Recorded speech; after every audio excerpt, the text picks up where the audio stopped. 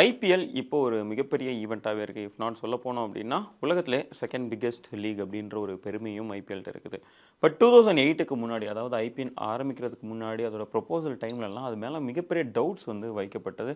பலர் வந்து அறிவோம்.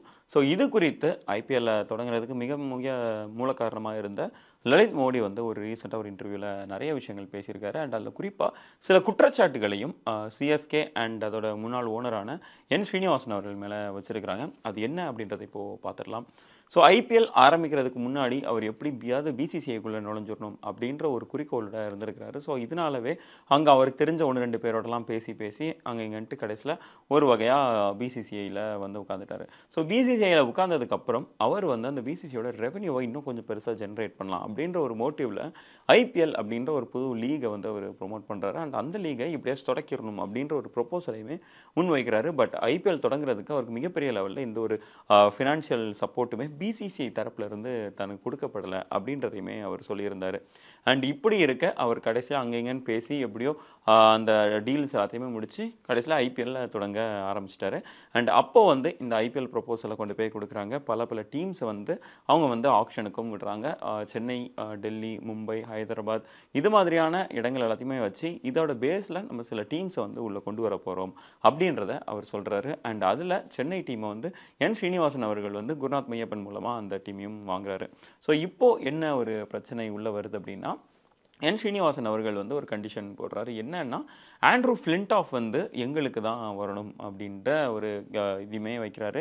இதை வந்து வேறு வழி இல்லாமல் என்ன பண்ணுறாரு அப்படின்னா, லலித் மோடி அவர்கள் வந்து சரி ஓகே ஐபிஎல் வந்தால் போதும் அப்படின்ற ஒரு எண்ணத்தில் அவர் மேனதுக்கு ஓகே சொல்கிறாரு. ஸோ ஆண்ட்ரூ ஃபிளின்டாஃப் வந்து சென்னை சூப்பர் கிங்ஸ் வந்து கிட்டத்தட்ட 7.5 கோடிக்கு அந்த இதில் ஏலம் எடுக்கிறாங்க. அண்ட் ஆண்ட்ரூ ஃபிளின்டாஃப் வந்து சென்னைக்கு விளையாட ஆரம்பிக்கிறாரு.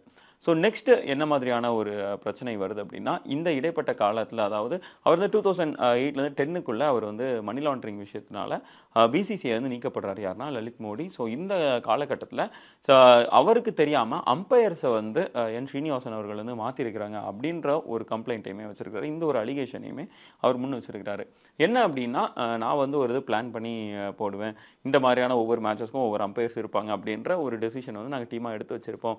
அந்த இதில் கடைசியாக என்ன பண்ணுவார்னா, சென்னையில் நடக்கிற மேட்சஸாக இருக்கட்டும், இல்லை சென்னை விளையாடுற மேட்சஸாக இருக்கட்டும், அதில் வந்து சென்னையில் உள்ள அம்பையர்ஸை அவர் வந்து உள்ள வைப்பார். இது வந்து எங்களுக்கு வந்து போக போக தான் தெரிய ஆரம்பிச்சது. ஸோ இந்த ஒரு கம்ப்ளைண்ட்டையுமே அவர் முன் வச்சிருக்கிறாரு. அண்ட் லலித் மோடி வந்து இப்போ தொடர்ந்து சென்னை சூப்பர் கிங்ஸோட முன்னாள் ஓனராக இருக்கட்டும், இல்லை பிசிசியோட முன்னாள் தலைவரான ஸ்ரீனிவாசன் அவர்களோட அவர் மேலே வச்சிருக்கிறாரு. அண்ட் இந்த குற்றச்சாட்டுகளுக்கு சிஎஸ்கே தரப்புலேருந்து எந்த ஒரு பதிலும் இல்லை. அண்ட் ஸ்ரீனிவாசன் தரப்புலேருந்து இன்னும் பதில் விரைவில் வரும் அப்படின்ற ஒரு எதிர்பார்ப்பும் இருக்குது. பட் இருந்தாலும் இன்னும் சிலர் வந்து லலித் மோடி அவர்கள் மேலான ஒரு ஆத்தென்டிகேஷன் ஒரு டவுட்ஸையும் வைக்கிறாங்க.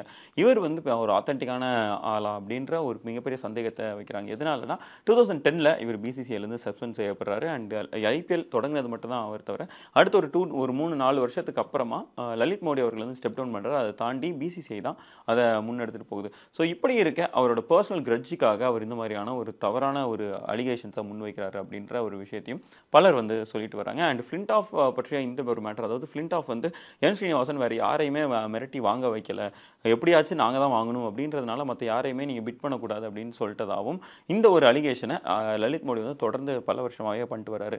இது வந்து ஸ்ரீனிவாசன் மீதான ஒரு கிரட்ஜில் தான் அவர் பண்ணுறாரு அப்படின்ற ஒரு தரப்பு கம்ப்ளைண்ட்டும் இருக்குது. அண்ட் இப்போ லலித் மோடியோட இந்த ஒரு இன்டர்வியூ தான் மிகப்பெரிய பேசு பொருளாகவும் மாறி இருக்குது.